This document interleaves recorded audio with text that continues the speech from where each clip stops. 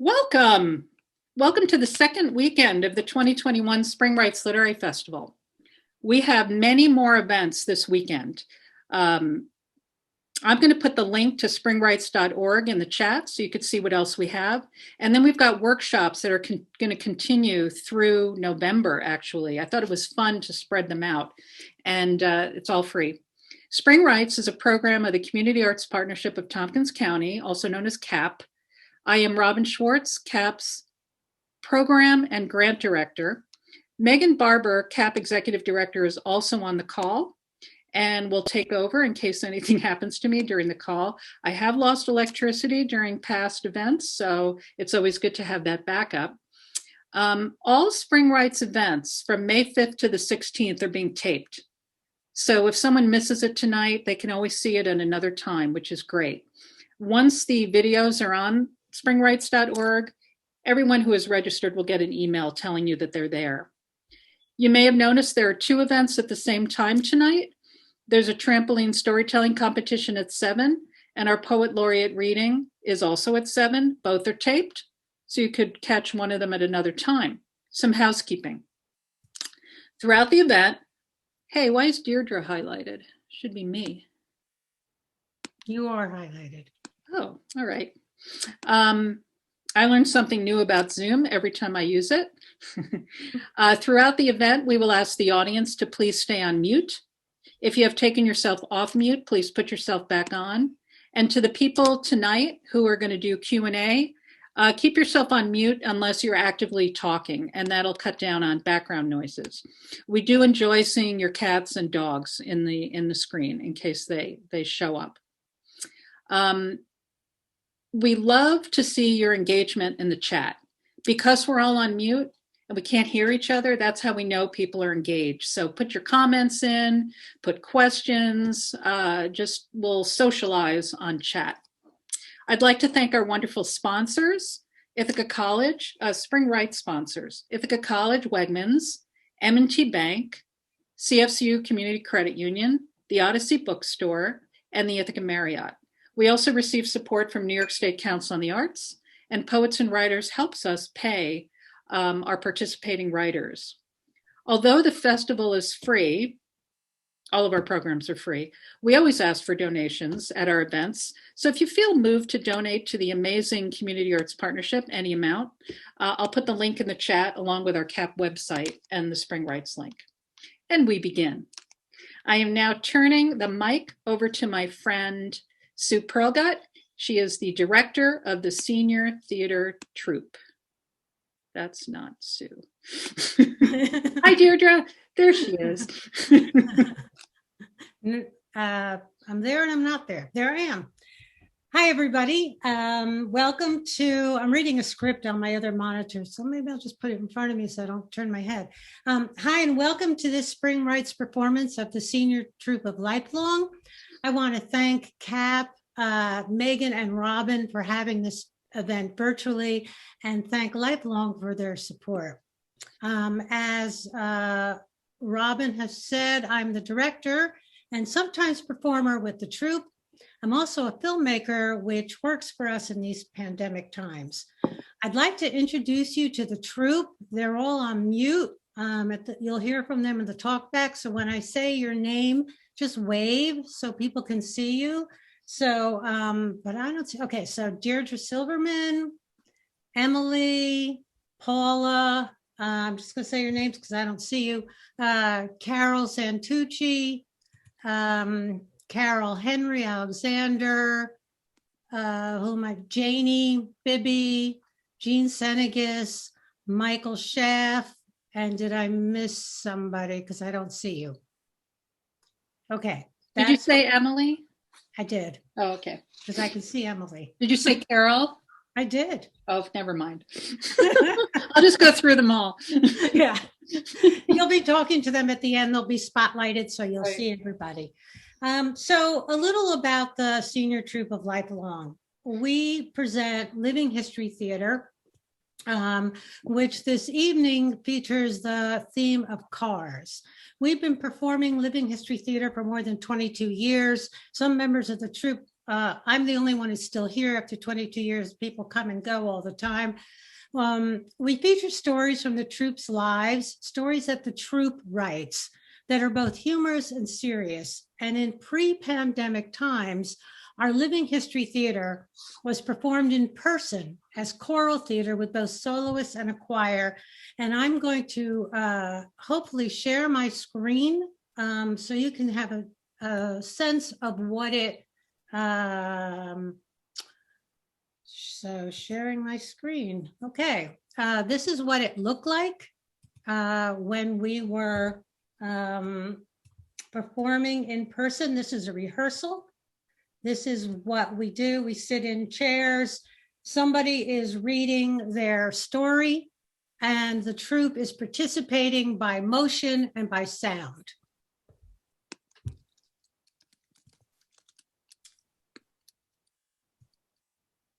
Okay, so now I lost my script. Okay, so all scripts are read. Since we don't memorize, that ship has sailed a while ago. And as you can see from the photo, the troupe joined the reader with motions and with words. However, during the pandemic, we moved to filming the stories. This evening, you'll be watching a video of the troupe telling their stories about cars. Staying true to the way we work, in this video, the troupe becomes part of the reader's story. So you will see somebody is telling their story, and then all of a sudden there are troupe members. I'm trying to stay true to the way the troupe works. Sometimes we decide that a story is also a solo, and as you will see with Janie's story.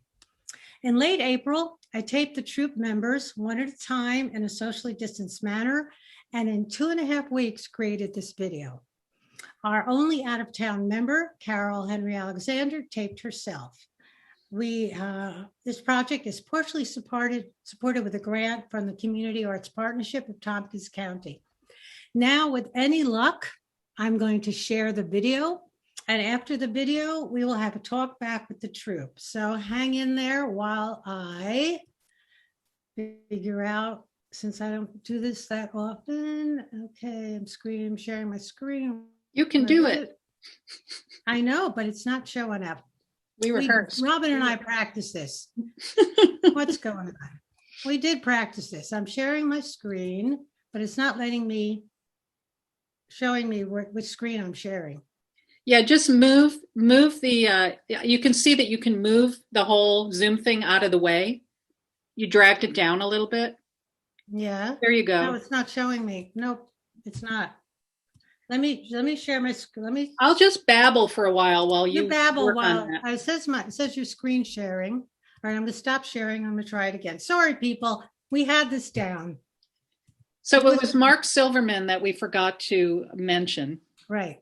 So we will mention him. Okay, I'm sharing my screen. You're using it. Okay.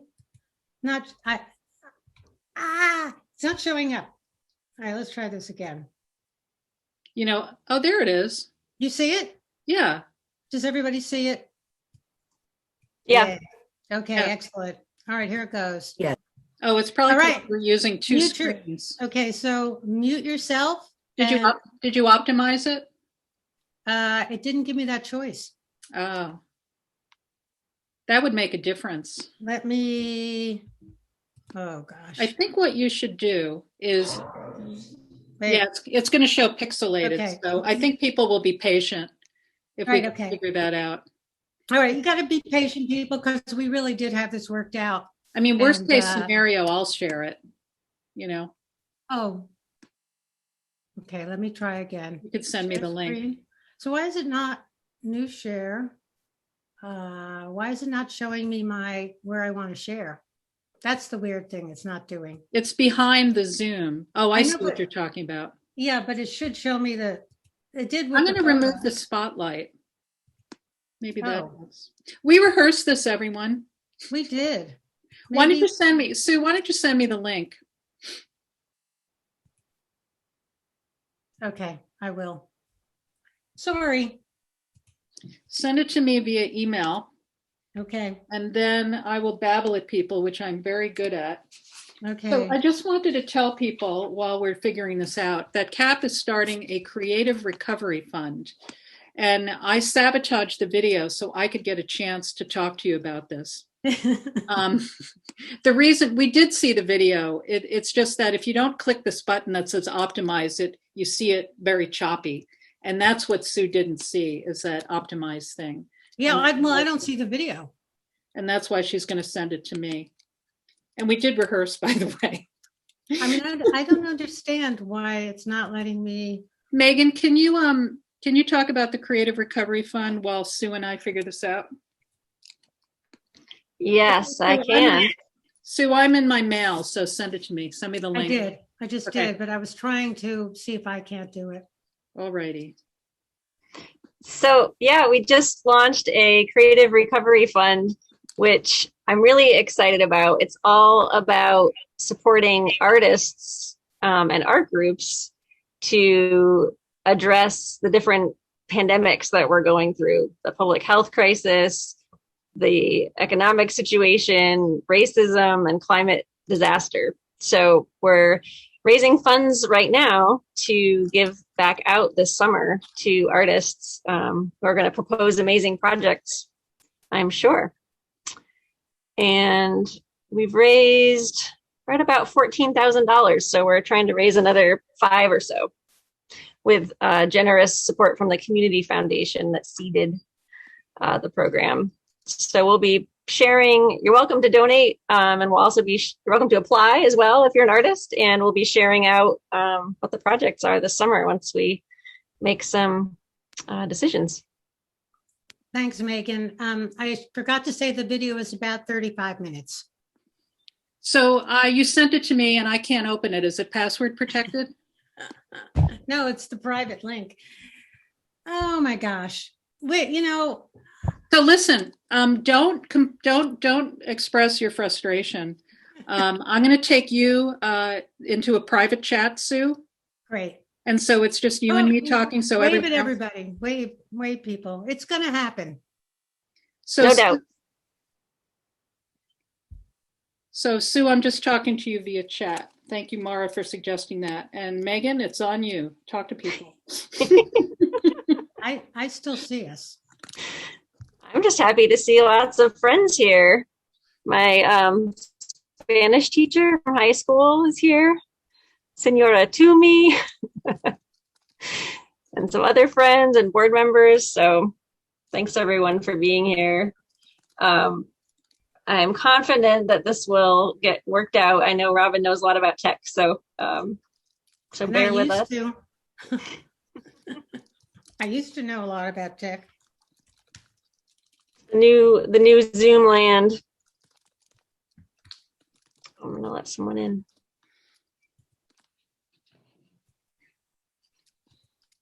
Oh, I know what we can do. Let's go right to the Q&A. So I am going to ask the senior theater troupe some questions while we figure this out. We're going to do the Q&A first. So, and you can take yourself off mute to answer these questions. I want to know what it was like to be in the senior theater troupe during the pandemic. Obviously, you were meeting in person before the pandemic, and I know you had to move to this virtual platform, but did it help you get through this past year? I'm going to pick on Emily. Yes, it definitely helped me get through the past year. I got it. Oh, you got Yeah, it. let's let Emily finish talking and then we'll go to you. Sorry, Sue. Well, Yeah, I'm sorry. Sue came up with some really wonderful creative ideas for improv, even though we were not together. But of course, being together is a lot more fun because we just clown around and tease each other. And but being on Zoom, I think that was how I learned to get on Zoom, and Yeah. It was the one thing I really look forward to every week for a long time. So was it more casual or more formal on Zoom than it was before? Do you think? It was more formal, Yeah. but still pretty relaxed. How often did you meet? Once a week for a while. Oh, once a week, yeah. So, Sue, do you need more people in the senior theater troupe? Yeah, I was going to talk about that after the film. Yes, we are. It's kind of unclear. I'm definitely doing a class in October. Not sure about the troupe meeting in the fall and having another play. We definitely will next winter for another spring Rites. So it's kind of up in the air. You can stay in touch with Lifelong, and they will let you know as we figure it out. Okay, so Sue figured out the video. I just want to know that every time I Zoom, something goes wrong and I learn something new, so that by the time the Spring Rites Literary Festival is finished, I should have figured it out. So thank you, Sue. We understand your stress and frustration, but it's here now. So now we're going to run the video. Yay, Sue.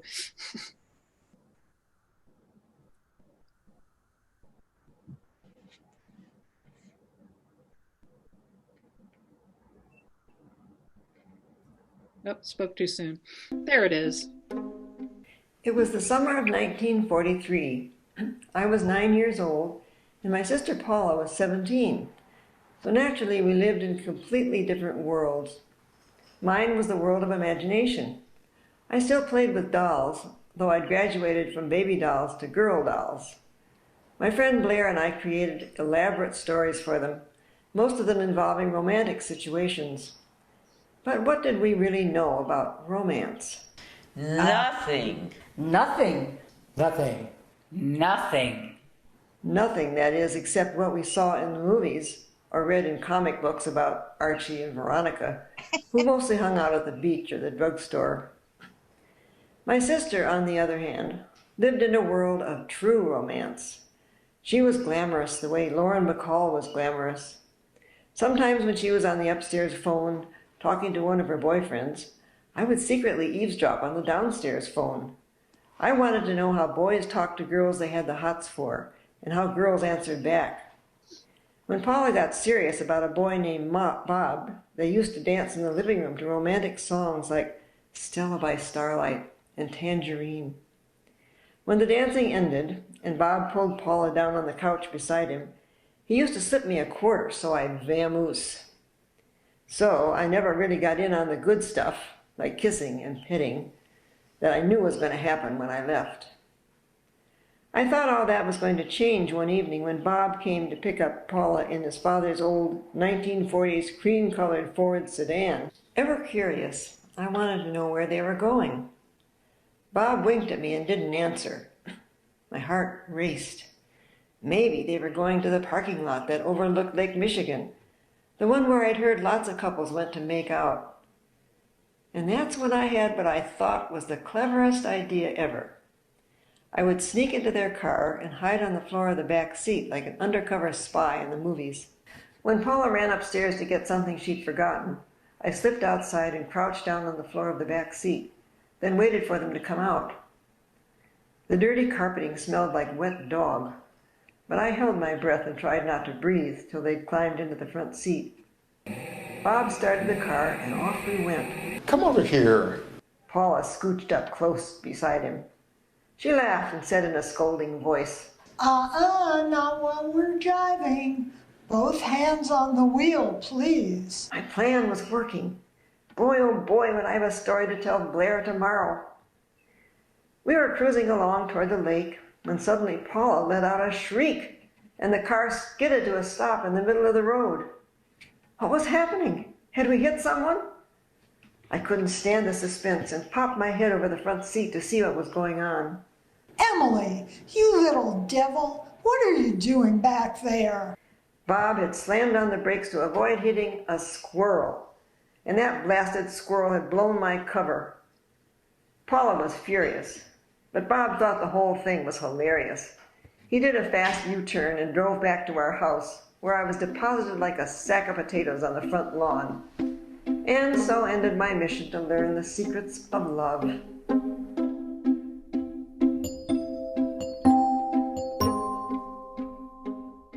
One of my first memories of my grandfather was a moment when he, Wilmore Leslie Henry, was in the driveway of our house on South 7th Avenue in Highland Park, New Jersey.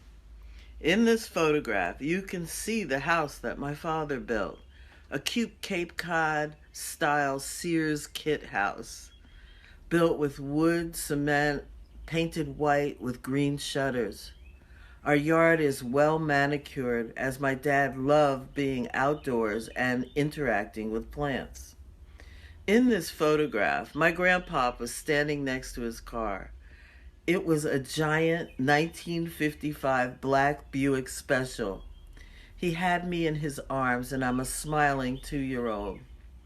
The story that I've created from this picture is one of love and connectedness with my grandfather. Our connection is enduring to this day, even though he passed away from prostate cancer when I was still very young. Now look at me.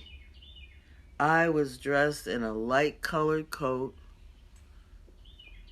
It was plaid, as I recall, and had a matching hat. I was wearing white gloves and white baby doll shoes. The coat and hat each had black velvet accents, and I was totally decked out. You're so cute. Oh, Adorable. Snazzy. I'm guessing that this was an occasion, maybe Easter.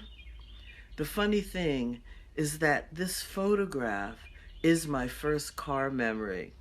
And honestly, for me, I'm pretty sure that I don't remember that moment, but I've seen the photograph my entire life. Cars. There's more.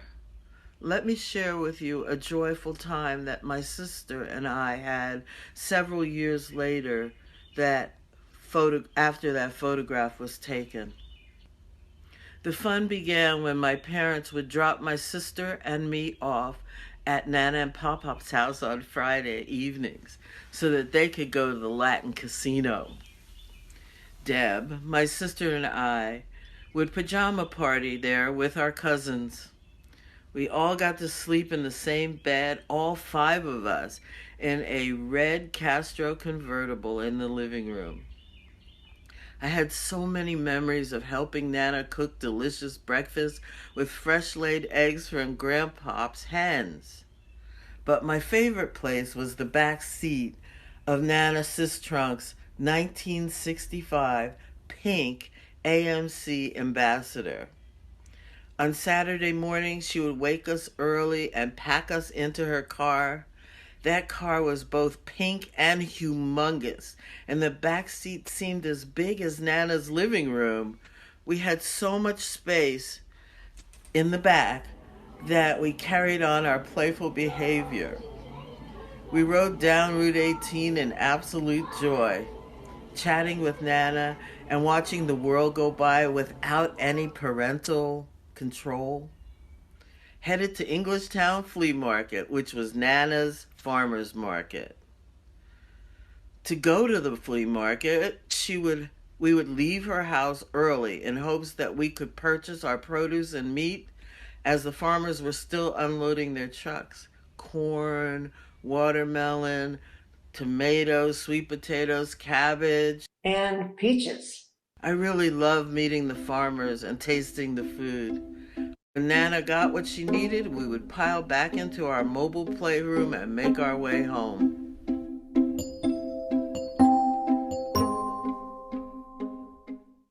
Many years ago, I served on jury duty at the county courthouse in Rockland County, New York. One day, during lunchtime, I thought it would be nice to take a walk around the neighborhood. As I was walking, much to my surprise, I saw an old car I used to own, namely a 1967 blue Volkswagen Beetle. I recognized it right away, even though this car now had much damage and a lot of rust. The reason I recognized the car is that my old Navy sticker was still on the rear bumper of the car. Seeing this car again brought up many old memories. I bought this car when I was living in Long Beach, California, while I was in the Navy. My last 6 months in the Navy, I was assigned to the duty of shore patrol officer, so I was able to own my own apartment, which had a wonderful swimming pool as a bonus, which I took advantage of. After being discharged from the Navy on February 1968, I drove this car across country home to Nyack, New York. The weather was clear when I left Long Beach, but as I started crossing the Rocky Mountains, I noticed that there was at least a foot of snow on the ground, and it was still snowing. Accordingly, there are not many cars on the road. Luckily, my car had an engine in the back which helped provide weight to the rear wheels, so I made it over the mountains without much trouble. After several hours of driving, I knew it would be getting dark soon, so I stopped at the motel somewhere in Montana. As I was checking in, I asked the motel clerk if there was a good place to eat nearby. Later, as I was entering the diner, I noticed that most of the men were wearing cowboy boots, hats. Most of them seemed to be wearing guns. Frightened, I decided to leave the establishment and skip dinner. I was hungry. The next morning, I left the motel as soon as I could. Several days later, after seeing my many relatives in Chicago, I made it home to New York. I drove the car several years and later sold it for reasons I do not remember. I had truly forgotten all about this car.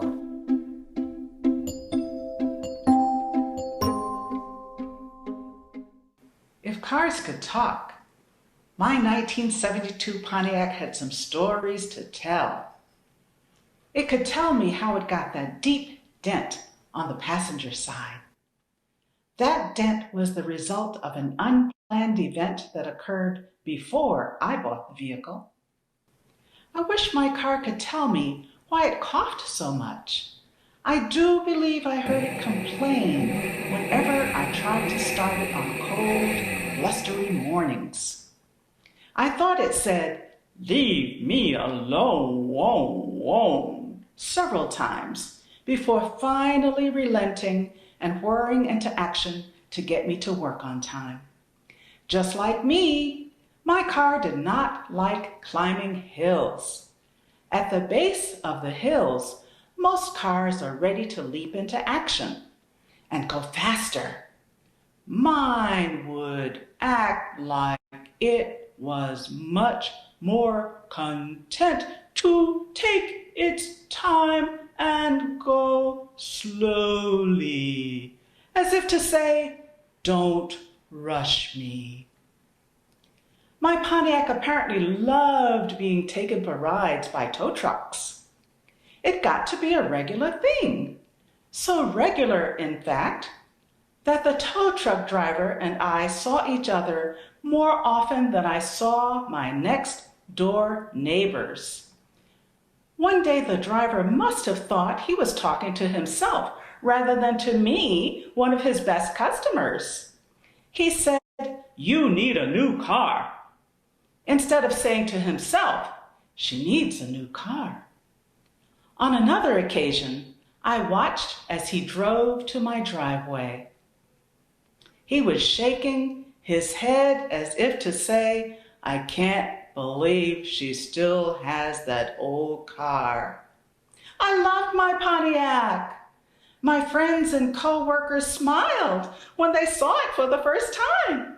They said, "Your new Pontiac has a dent in the same place as your old Chevy." I was so happy they noticed.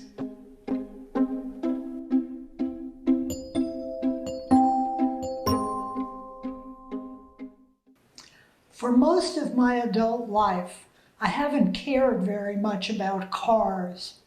They're utilitarian machines that get me and my family from one place to another. But when I was growing up, cars were a Big deal. Getting a new car was a major family event. And while I can't remember all the cars I've owned as an adult, the cars of my youth live on in memory. After World War II, cars were in short supply as auto plants and steel had been repurposed for military use.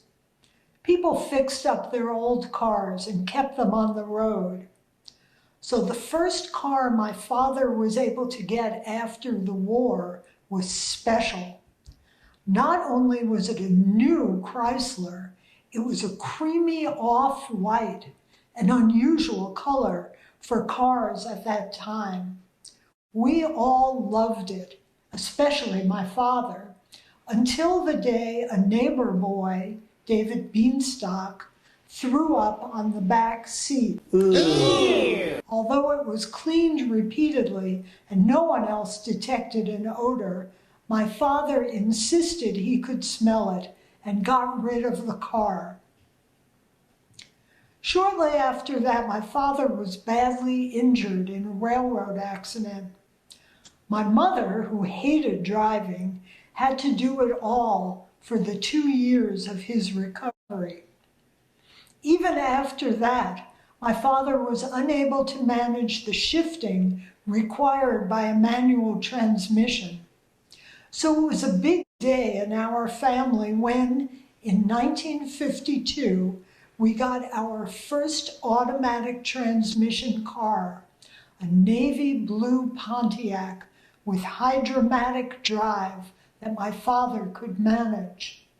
My mother stopped driving that day and never drove again. In the 1950s heyday of the Detroit car industry, people eagerly awaited the annual release of new models.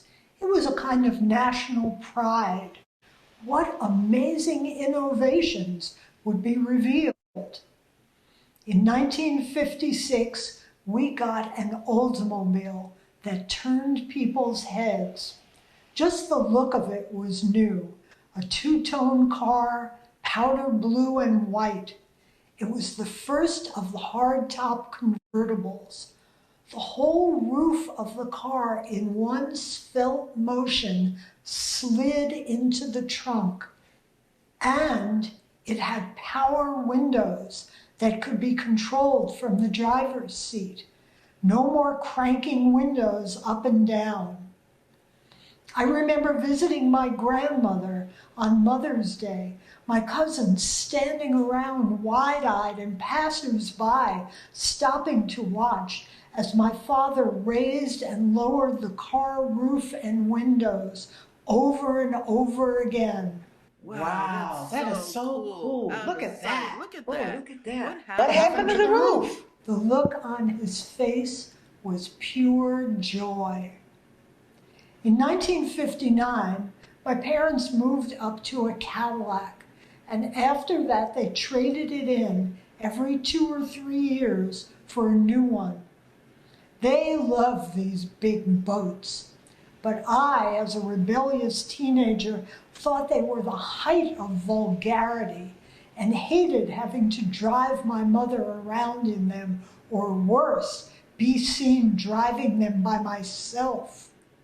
The last car of my youth was a lipstick red Plymouth Fury convertible that my parents rented for me the summer after my high school graduation.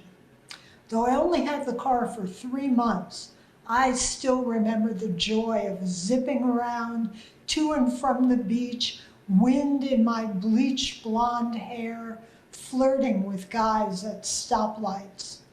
Then the Plymouth went back to Cousin Morty, the New Jersey car dealer. I went off to college and my adult life, and sadly, cars lost their glamour.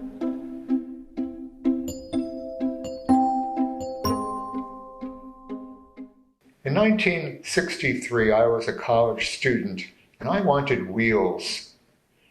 My uncle obliged with a deal from a friend, a dark green 1949 Plymouth convertible. With skirts. The price, just $200. I gazed at this dream longingly, a cream puff built like a tank, but I couldn't drive it away because it had a standard transmission and I had learned on an automatic. So I organized a crew from my dorm to teach me the joys of a standard shift. That night, my tutors took their turns and we cruised the Bronx Hills near the NYU campus. We took periodic breaks at White Castle for a fistful of 10-cent burgers. Ew. I soon got the gist of the interplay of clutch and pedal, their synchronized dance. Suddenly, I became someone to drive around with, and friends and I would head over to Fordham Road for meals. I got to drive an American dream car through the canyons of New York. People would spot the Plymouth at traffic lights and share my joy, waving money to buy the car right there on the street. Hey, look at that. Wow. I'll give you $100. To complete the picture, I soon had my first real girlfriend. Deirdre and I would take long rides upstate, imagining a future together. Since neither of us had our own place, the Plymouth doubled as our love nest in hideaways like the dark parking lot at the Bronx Botanic Garden. We often traversed the city, driving to Brooklyn for hot dogs, fries, and custard at Nathan's, or out to her parents' place on Long Island. Once, when we were late, her mother said, "Oi, I thought you had an accident." In fact, we had been sandwiched in a 5-car pileup on the Grand Central Parkway. The other vehicles were destroyed, but my trusty Plymouth escaped with just a punched-in hood. Later, after we married, Deirdre and I would drive down to Greenwich Village from our Bronx apartment and squeezed into parking spots before our rush to graduate school classes at the new school. Then back home and another search for a spot. But after a couple of years of trouble-free driving, the Plymouth started to show its age, and the repairs came too often. Exasperated, I finally said, "If this car has one more problem, even a flat tire, I'm walking away." Maybe the automotive gods heard my rant, because one night as we returned from a party, very stoned on pot, we had a blowout just as we exited the Cross Bronx Expressway. "That's it," I said. "It's over." We left the Plymouth near 3rd Avenue, just beyond our neighborhood. The keys still in the ignition. No. No. No. No. No. And we tramped up the hill to our apartment. The next morning, sober, I realized what I had done. I threw on some clothes and ran back down the hill, but the cream puff Plymouth was gone forever.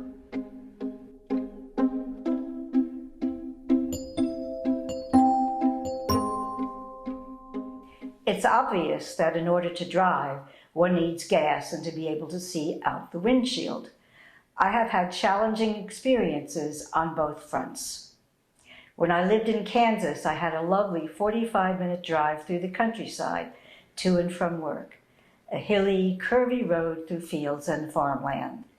It was 1983, and I had a 1964 Volkswagen Beetle. Lots of fun to drive.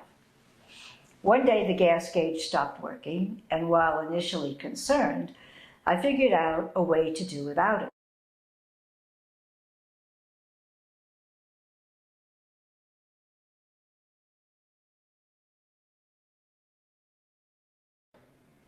I knew that the car traveled about 300 miles on a tank of gas, so all I had to do after filling up was to keep track of when I had driven 300 miles, and then fill up again.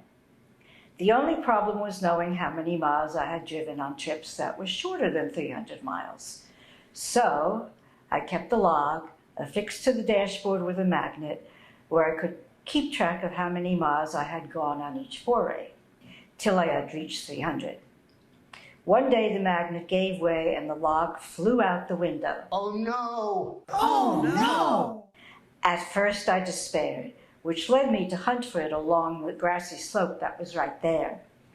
But then I realized that all I had to do was fill up the tank and start a new log. Then the odometer stopped working, and of course, now I had no idea how many miles I had driven on any trip, and therefore no idea when I needed more gas. From then on, it was guesswork, but I never ran out of gas. Oh, and I didn't tell you that the speedometer also stopped working, but I had gotten very good at sensing how fast I was going, so that was fine. You see, I was steadfast in not wanting to spend any money getting my gauges repaired. Among car mechanics, it is well known that beetles often lose their ability to provide heat. In very cold weather, this causes not only condensation of the driver's breath on the windshield, but the freezing of that breath on the windshield. What does the driver do? Scrapes the ice off. A challenging thing when going 55 miles per hour on a highway, scraping with one hand and steering with the other. Well, if it's very cold and snowing, ice will accumulate both on the inside and the outside of the windshield. But with no heat, there is no way to get rid of the ice on the outside. This was my situation as I was driving on a bridge across the Kansas River. Before getting to the bridge, I had stopped every couple of blocks to get out and scrape the ice off the outside. But now, on the bridge, with the ice accumulating quickly and no room to get out of the car to scrape it off, I couldn't see at all. I stopped the car and helplessly listened to the honking of the cars behind me. Move it, lady. Move it, lady. Let's get Move going. it, lady. Yeah. Move it. I finally squeezed out of the car, scraped off the ice, and was able to make it to the other side. Yet another thing about beetles is that their floors sometimes rust out, as did mine. Then you must tell your passenger not to put his feet down, so that you can have a worry-free trip.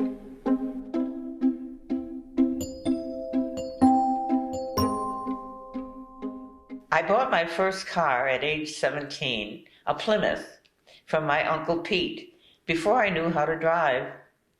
My brother-in-law tried to teach me, but that fizzled out for reasons that I don't quite remember, and so I sold the car.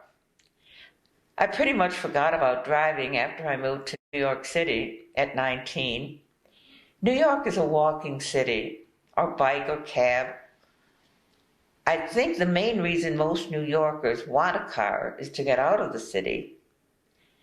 I was deep into my 30s, stuck in a job I was tired of, a small apartment that felt suffocating. I told a coworker that the single thing I could do to change my life completely was to learn to drive. You start to live when you learn to drive. Shouted a radio commercial. I took it to heart. I learned to drive and eventually owned a succession of used drivable jalopies, telling myself that one day I would own a brand new car. Well, that has never happened. But I have not been without a car for decades now. The first car I owned and was able to drive was a small, nifty Ford Fiesta, standard shift, 1965. I drove it to Minneapolis, from there to Seattle, down Route 101 to San Francisco, across the Mojave Desert to Salt Lake City, to Yellowstone, through the Black Hills, back to Minneapolis. I had quit my job and was living on savings. I felt completely and beatifically liberated, giving myself over completely to my adventurous spirit. On one junket, on the way from Seattle to San Francisco, I and my little Fiesta were chugging laboriously up a steep, winding hill en route to the coastal highway.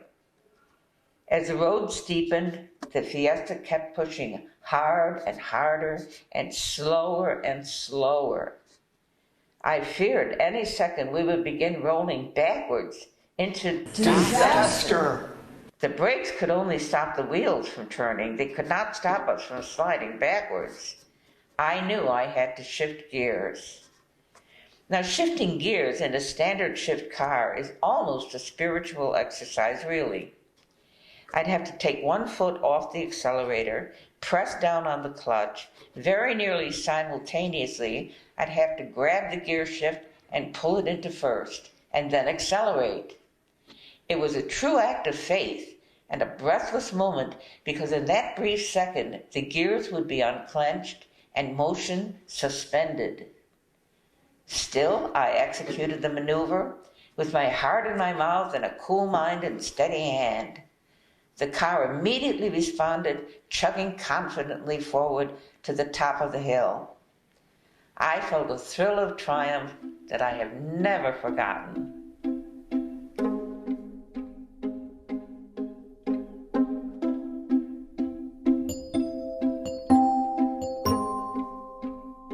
It was the summer of 1971. Carole King was singing "You've Got a Friend," and Jim Morrison was a rider on the storm. Albany was a hot, gritty, and angry capital after the student demonstrations against the Vietnam War. No matter, we were getting married. We had the wedding date, we had an apartment. I had secured a teaching job beginning in September. We just needed a car. All summer long, we had used our bikes for basic transportation, but my commute was going to be 25 miles to school. I cashed in my U.S. savings bonds, and Michael cashed in his national defense loan to search for a used car. On a blistering hot evening, we biked out 2 miles to the row of car dealers on Central Avenue. We carefully locked our bikes to a light pole 2 blocks away from the dealership and boldly strolled onto the lot. "We're looking for a used car," we said. Sure, we have plenty. Choose one and we'll take her out for a ride. By the way, what will you be trading in?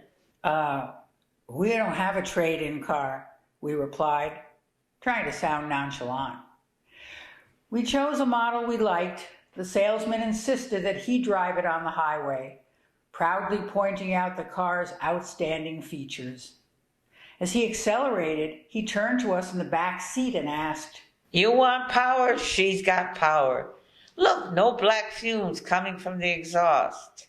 We couldn't see a thing. It was dark. You want heat? We got heat. He blasted the heater on us in the 90-degree weather. We ended our drive. No thank you, we said, and walked back to our bikes. Now, my father owned an auto repair shop. Since the age of 10, I helped pump gas, grease cars, change oil, bleed brakes, change flats, tune up and winterize cars like Ford Fairlanes, Chevy Bel Airs, Lincoln Continentals, and Cadillac Coupe de Villes. I knew all the makes and models, and I knew how to spot a lemon when I saw one. We found our 1967 Dodge Polara at Albany Dodge a couple of days later. By now, we had refined our technique. We presented ourselves as informed, discriminating first-time buyers, working under the constraints of a modest budget.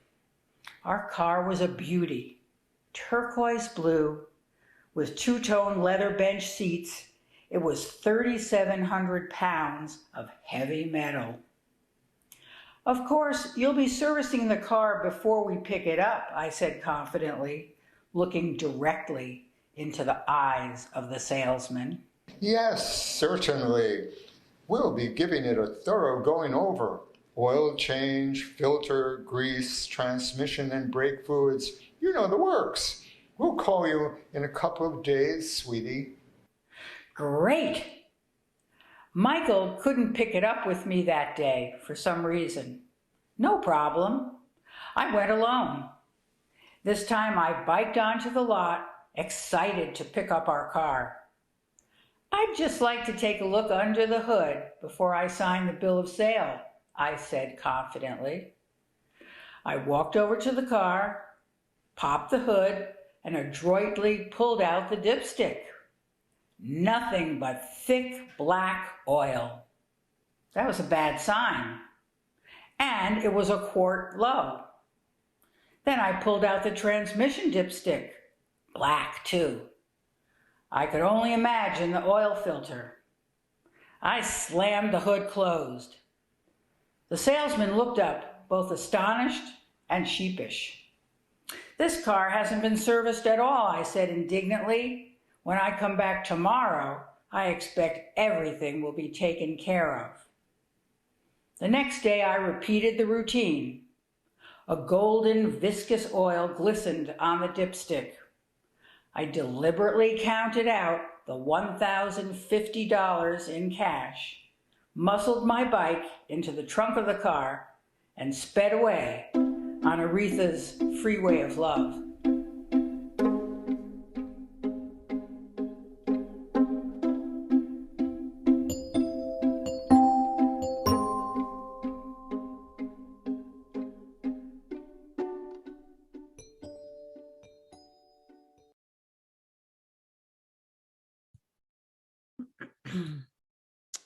Well, that's it.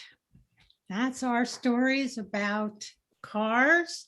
Megan or Robin, you're going to be asking us some questions? Yes. That was really great. I thought that was amazing. That was so great. It was so fun.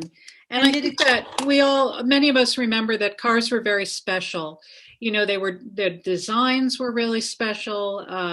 Buying a car was very special. And people posed in front of their cars all the time. You know, when I think about old photos, people often posed in front of their car because it was like something that people were very proud of. And now cars are more homogenous. Is that the right word? They sort of all look the same and they're all kind of silver. Do you know what I mean? They're not special like they used to be. And I just wanted to hear some remarks about that. Some of you touched on it, but I wanted to ask, take yourself off mute and just chat about that subject. Thanks. Oh, and tell me who's talking so I can spotlight you. Say, hi, this is so-and-so. You want me to pick on you? If you don't volunteer, I'm going to pick on someone. I'm going to pick on Mark. Like, wasn't it just a whole different thing to have a car? Well, it's the story of men. They identify with cars. They think of themselves as traversing the highway of life, their wheels churning. And it just seems to be one of those things that if you have the wheels, then anything's possible. Oh, I like that. I think too, it's a real suburban thing. Clearly, people who were raised in cities didn't have cars, but I know cars. I grew up in New Jersey in the suburbs, and cars were the way we got anywhere, did anything, and they were always very important to our family, and then to me. Yeah, but people had like their favorites. Like my husband still talks about the car, the design of the cars, and no one, you know, is like really impressed anymore with, hey, I have a Honda, you should see the design. You know, it doesn't have fins anymore. It doesn't have, you know, the special features. We have a question. Please put your questions into the chat. And by the way, when we make a tape of this, Sue, you'll be happy to know we'll take out all the stuff where we were having trouble running the video. I have a question. So were people able to see the video except for the one time it stopped without it being jerky? Did it come across well? So yeah. It looks like we figured something out. Yeah. Great. So someone wants to know how you were able to intersperse the sound and pictures along with the stories. It's the magic of technology. Yeah. So when I videotaped everybody, they read their script, but we worked on these scripts. You know, we had virtual meetings where we met, we developed the stories, people read them to everybody, and everybody in the group said, I understand this, I don't understand that, what does this mean? And we worked those stories, and then we figured out where the troupe would add in, you know, their words or whatever. So we had scripts, and when everybody did their video shoot, not only did they read their script, but they read their parts from the other people's stories. And then I edited them together. It was a challenge for me, and I learned some new things, and I had some fun. I did it in all different ways, just to have fun.